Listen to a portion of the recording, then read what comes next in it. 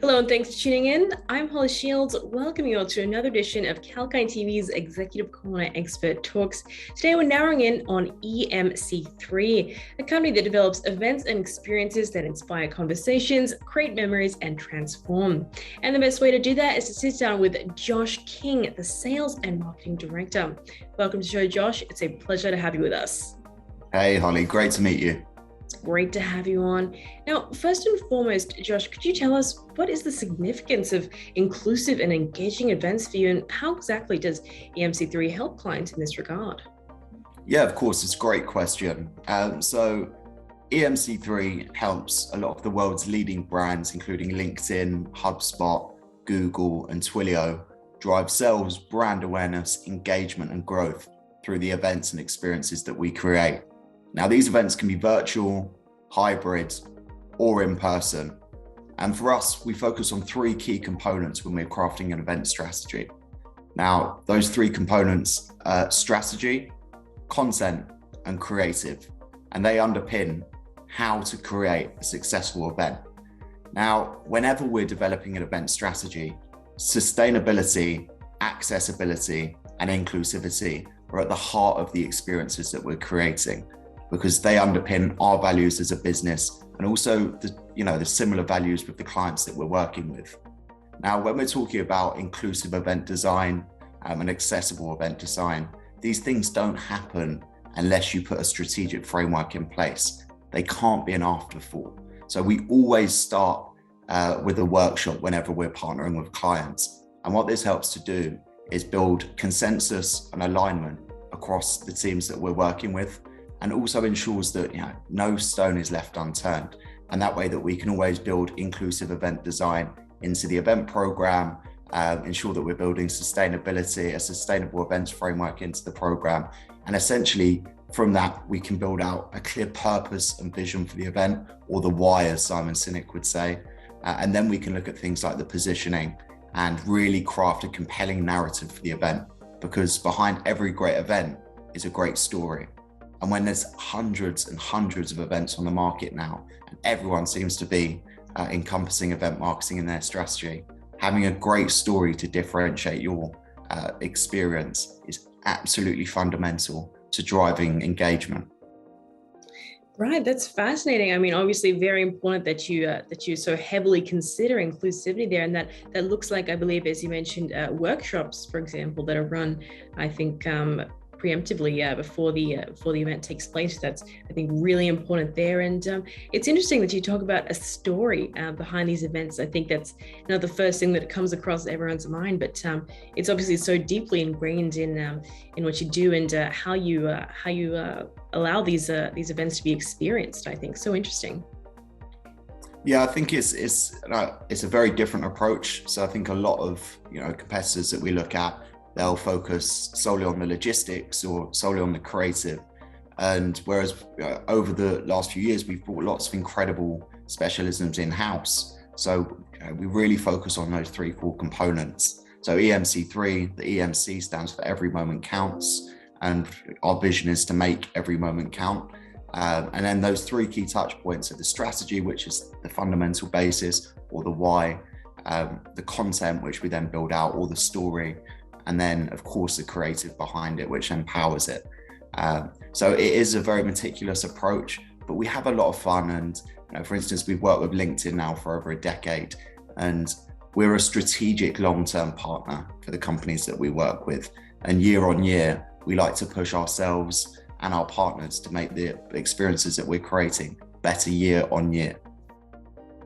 It's incredible, and it is great to hear that you do obviously put so much into those partnerships as well, hence why they're probably as long lasting as they are. So that's very impressive there, I must say. And you did mention sustainability just a bit before. I believe that's one of your pillars there. So I'd like to ask you, in your view, what would you say are some of the little steps even that can be taken to make events more sustainable? So again, for us, it always starts with a workshop, and again, it builds that consensus, and we're quite lucky. We have an amazing head of sustainability in-house, Saskia Liney, who does this for us and our clients.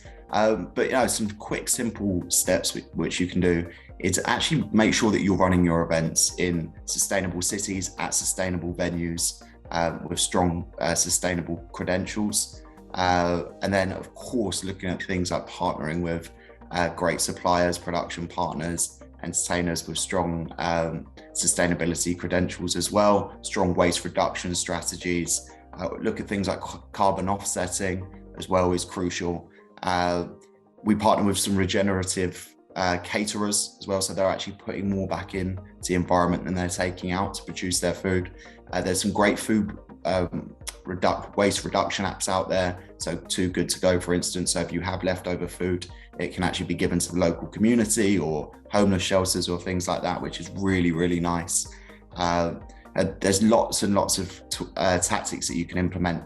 If you're giving away swag, for instance, make it part of the registration process to actually ask people, A, would they even want the swag, and B, the items that they would want to receive. That way you won't just have lots of items that are being thrown away.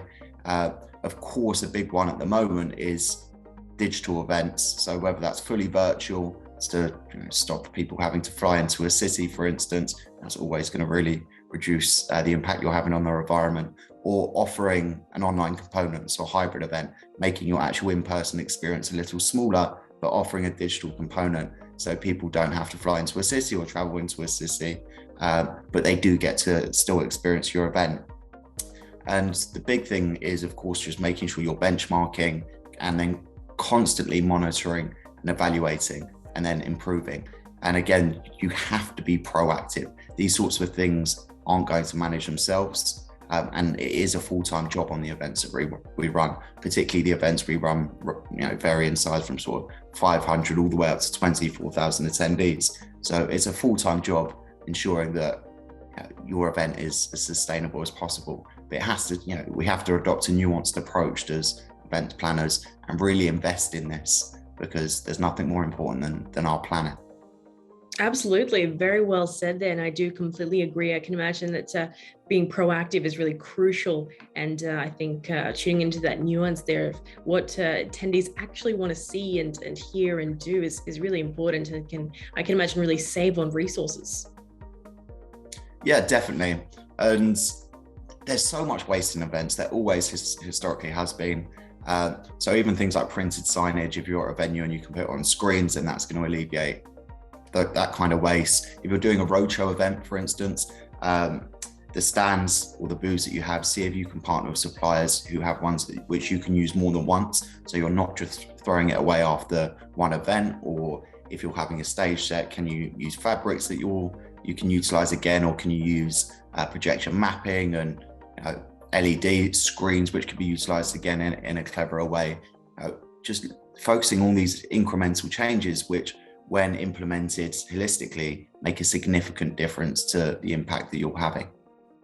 Absolutely. And, speaking of these virtual tools and virtual events that have obviously, I think, really accelerated and come out of the pandemic there, how has the recovery of that industry been post-COVID for you?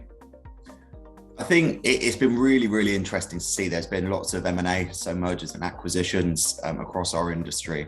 And I think ultimately, the pandemic accelerated the digital transformation across the events industry, even more so than many other industries. I think we had started to hit a point where the creativity had started to stagnate almost, and people were just doing events for events' sake.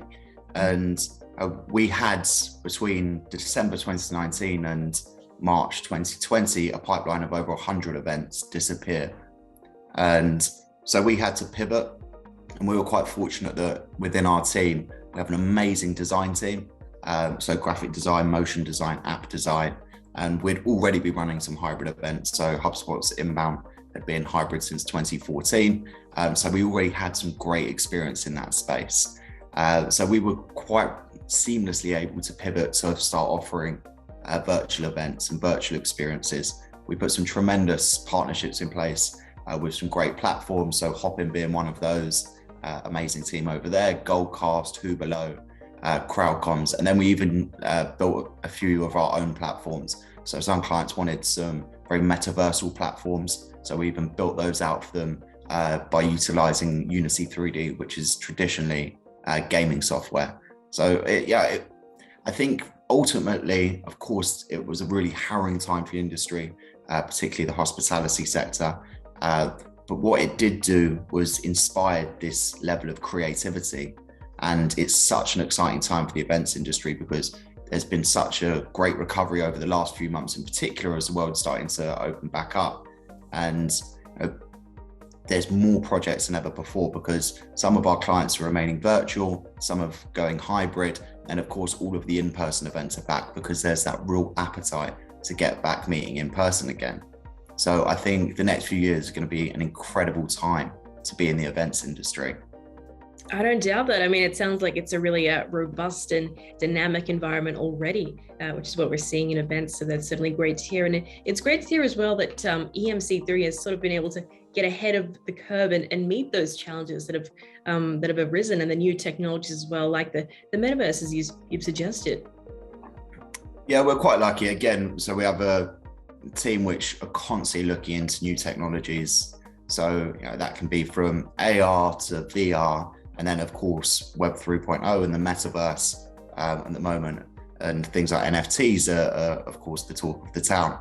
So we're quite fortunate. We're producing Gary V's event. So VCon's coming up in Minnesota at the Minnesota Vikings Stadium.